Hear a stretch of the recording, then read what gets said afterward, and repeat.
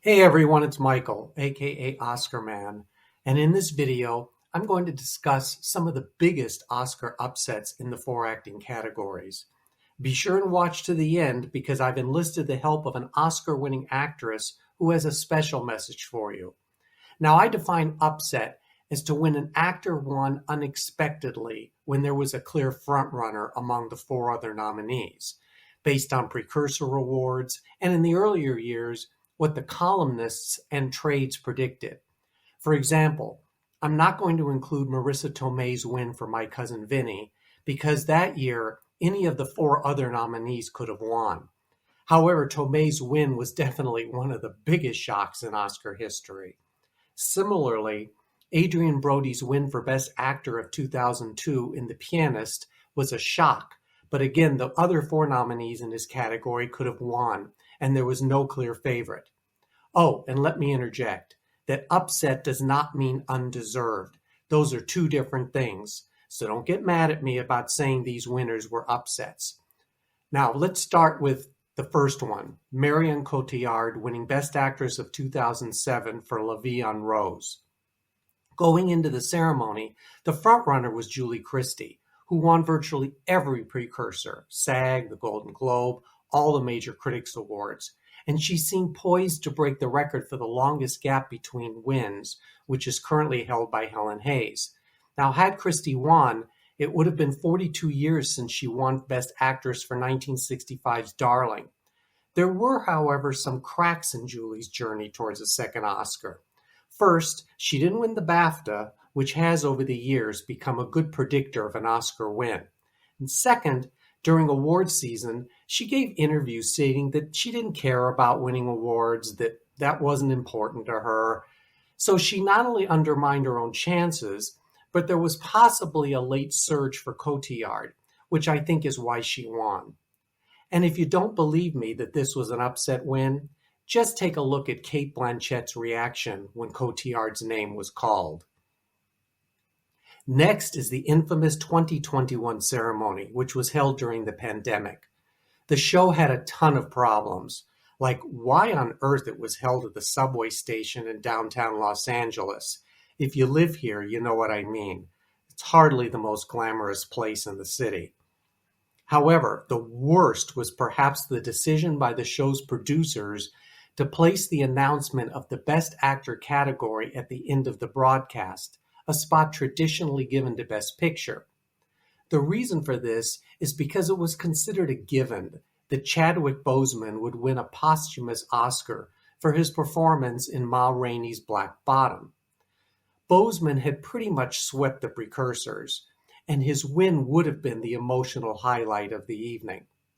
However, when presenter Joaquin Phoenix opened the envelope, the winner was Anthony Hopkins for The Father. And with that, the show ended abruptly because Hopkins was not there in person or remotely to accept, which would have provided the awards a much-needed proper conclusion. I think this lame attempt to manipulate the audience backfired badly, and the broadcast remains the lowest rated in Oscar history. Mark Rylance scored an upset win as Best Supporting Actor of 2015 for his performance in Bridge of Spies.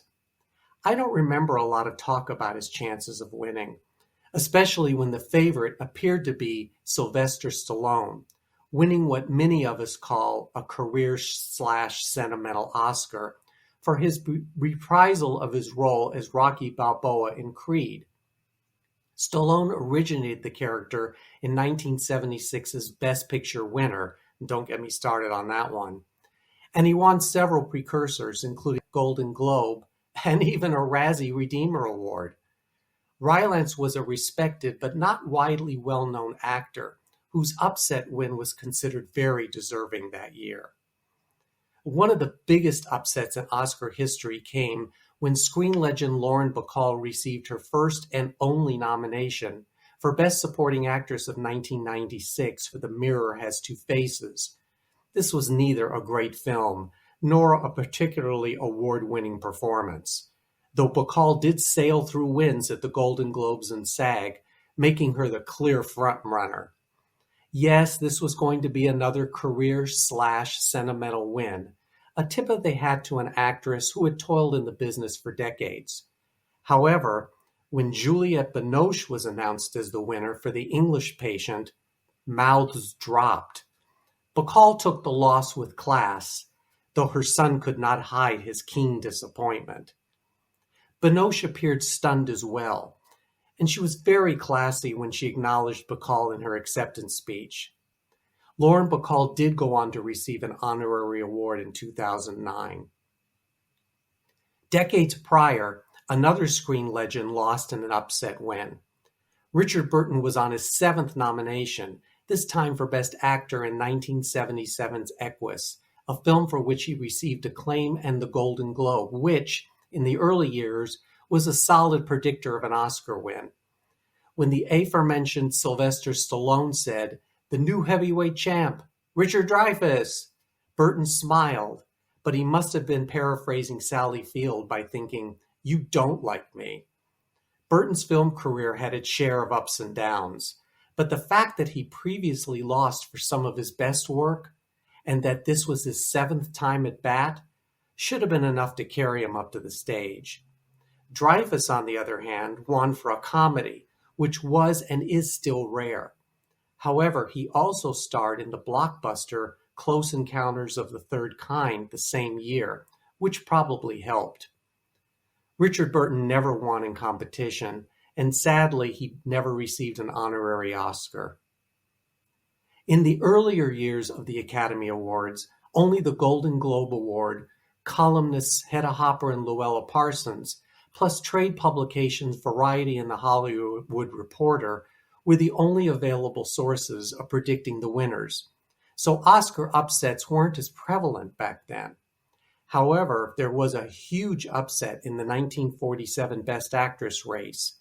By all published accounts, Rosalind Russell was the can't-miss, will-win nominee for Morning Becomes Electra.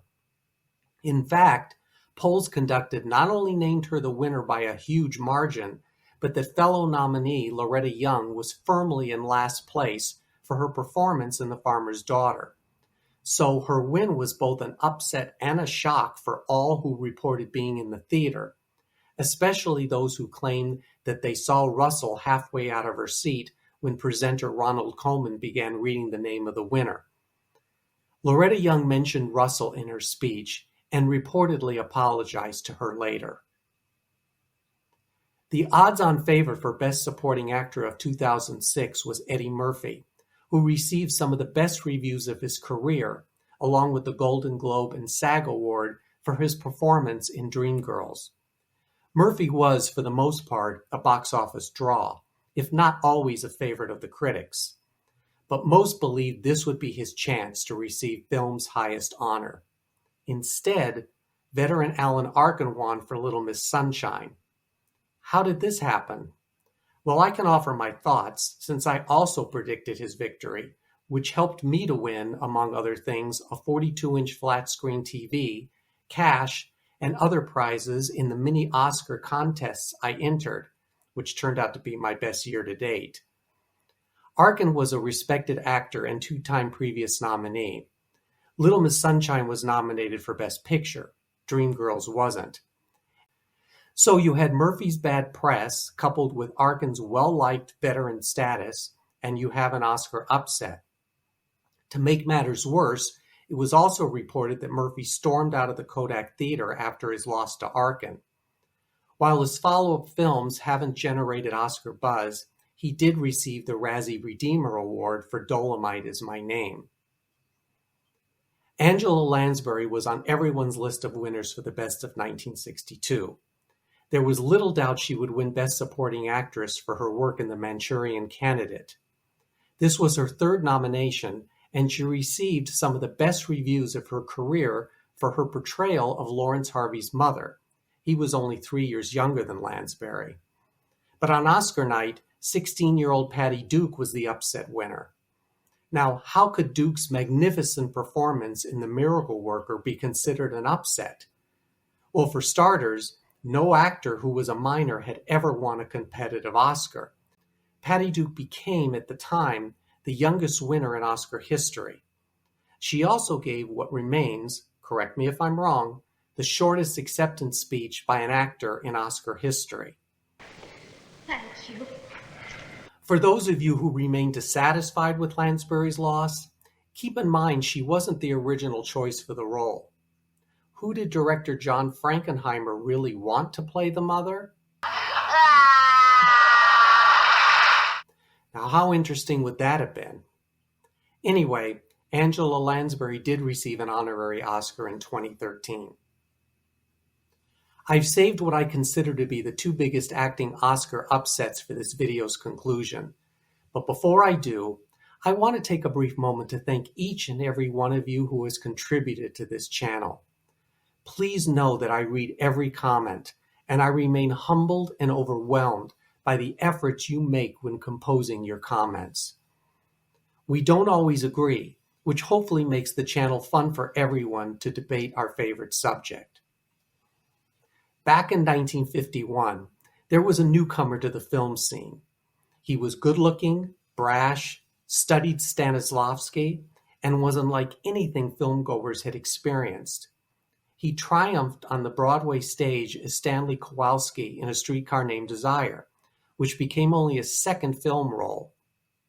The movie was a critical and commercial success, and this new star was on his way to becoming one of the biggest names in the films of the 1950s. Brando's powerhouse presence made him a shoo-in for the Best Actor Oscar. As the ceremony progressed, his three co-stars all won in their categories. Brando's victory was all over but the shouting. But when presenter Greer Garson was given the envelope, nominee Humphrey Bogart was named the winner for The African Queen. By the way, this was not the only huge upset win that night. The winner is An American in Paris, Metro-Goldwyn-Mayer. Did Bogart succeed in winning the career/sentimental Oscar that his widow wasn't able to duplicate? Was Brando considered too new? That he found success too quickly? Did Oscar voters hate the brutish character he portrayed? Though we'll never know why he lost, Brando did go on to earn a total of 8 nominations and 2 wins for Best Actor. And now, the upset win that all of us witnessed and still talk about. It came with the Best Actress of 2018. I don't recall any nominee going into the Oscar ceremony with higher expectations from the public than Glenn Close. Previously nominated 6 times, she won almost every precursor for her performance in The Wife. We knew this was the one that would finally do it for her. Was this her best work? No. Had she deserved to win before this? Of course. But this was her turn.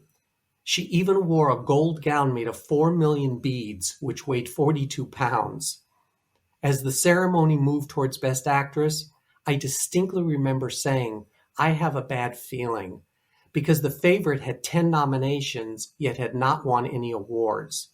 I knew it wouldn't win Best Picture, so Best Actress was the only category in which it had any chance of winning. The Wife received only 1 nomination, and it happened a dozen times before when an actress won for her film's only nomination. Check out the video I did on this topic. I placed the link in the description below. My heart began to sink as I watched presenter Frances McDormand very closely, no pun intended, and voila, Olivia Colman won. Glenn Close had the look of, really? Again? While Lady Gaga and Melissa McCarthy couldn't conceal their surprise. During her hilarious acceptance speech, Olivia Colman charmed everyone and scored major points for so graciously acknowledging the expected winner. Glenn Close would lose again in 2021 with a total now of 8 losses, the most for any actress. You and I both patiently wait for that to change. So, which acting Oscar performances do you think were the biggest upsets in history? Be sure and offer your thoughts, and if you would please hit the like button, I would sincerely appreciate it. If you haven't yet subscribed to the channel, you're missing out on a new video every week, plus fun daily polls where you get to vote on your favorites. So, for all of you who enjoyed the video, Thank you so much for watching. And all of you who didn't, please excuse me.